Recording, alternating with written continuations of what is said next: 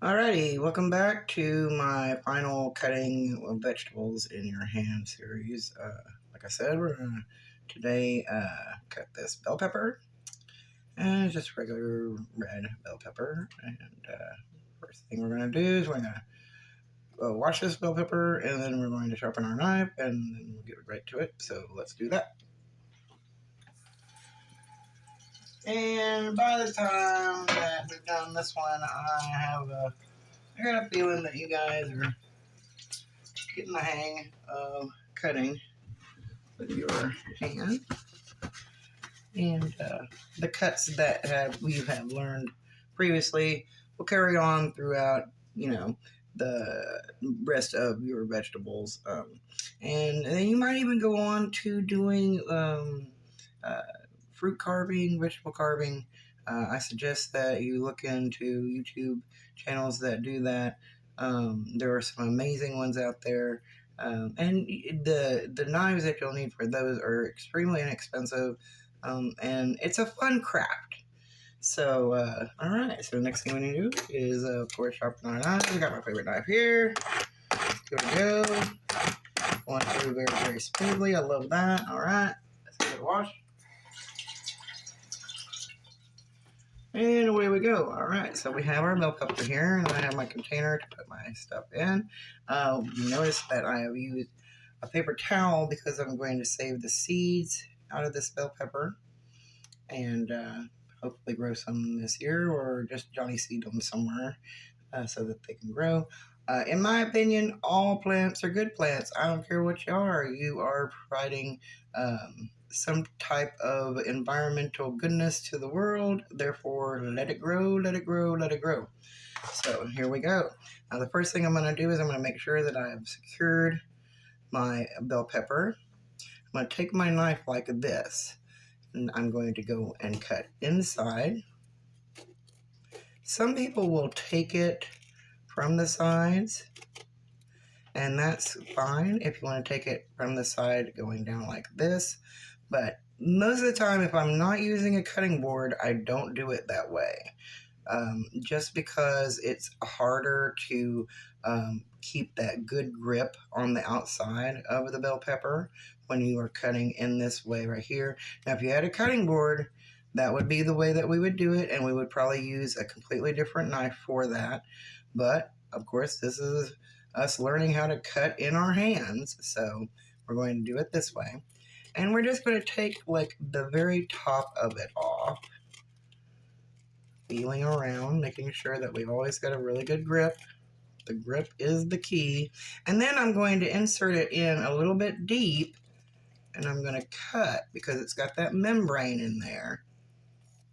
And if I cut it correctly, and I can feel it'll just come off just like that. Yes, and then we got a little bit going on in there, but we can always go to the sink and wash that out. Okay, so I'm going to put that back in my container.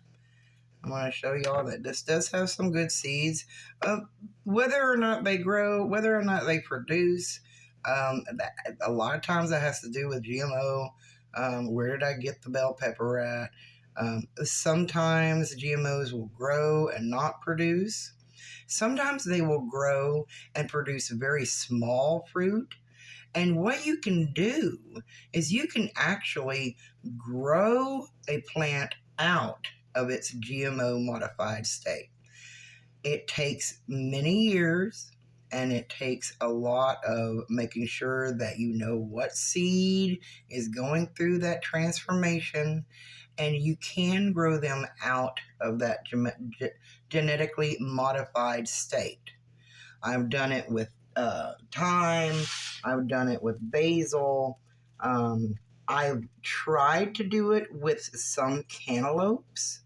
I never got the Of course, this was because I'm going to be honest, I kind of gave up on it.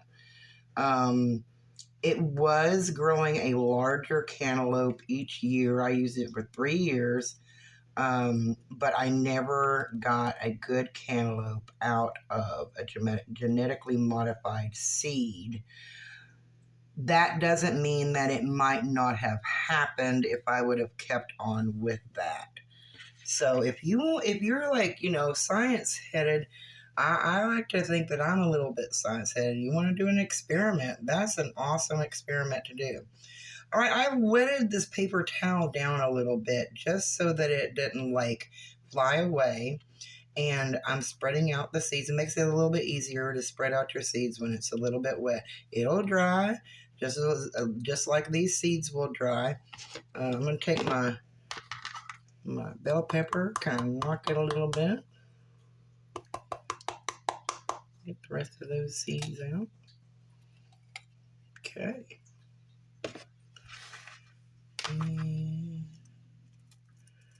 I like to experiment with seeds. I like to experiment and see if, especially, genetic. If you get something at the store and it looks mass produced, I'm gonna guarantee you, unless it says organic, it's probably genetically modified.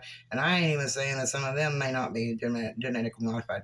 If you're not working with an heirloom seed or an heirloom produce, it's really hard to just say that it is not genetically modified. Of course, some things have been genetically modified forever. There's different kinds of genetic modifications, and some are chemical, some are just growing the produce for years and years and years in order to get it the way it is. I'm going to tell you right now, corn is one of the most famous genetically modified products that we have. And that was just from years and years and years of working with a particular type of grass. I don't work with corn, corn is everywhere. But yeah, here's our seeds. So what I'll do is I will probably put a piece of freezer tape on here, say that this is the red bell pepper. We'll dry these nice and good, usually dry in about 2 or 3 days, and then I'm going to put them and I'll store them in an old envelope, and I'll store them until it's nice enough outside there to grow. So we're going to put those to the side. We're going to get back to our bell pepper. All right, let's give it a little bit of a wash. Make sure that all the seeds are out. And you want to, dig in there, kind of remove some of that membrane. The membrane's all right. You can eat every bit of it. Ain't going to hurt you. Some people like it, some people don't. All right, here we go. So we have a full bell pepper that doesn't have its top, and we're gonna go by these grooves that are on the side of it first. So let's go with that, and we're gonna cut it in half.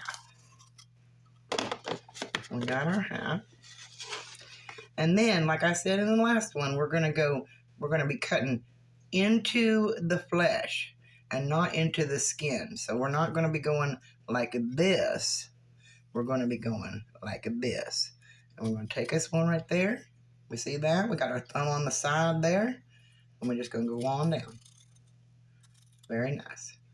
Right here, I'm doing a kind of like a fajita type of cut, French fry cut. We call it French fry cut.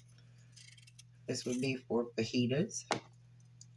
Always making sure that our thumb is securing that cut. I got my thumb over here, securing this cut, securing my knife. I got a little close there, but that's all right because guess what? I got control of my knife. I'm not cutting into my thumb. I look like I am, but I'm not. There it is. Then we're going to come on down again. All right. Easy peasy. We got it. Now you're saying, well, what if I needed to do a dice? Hello. We've already cut that one. Got French fry cut right here.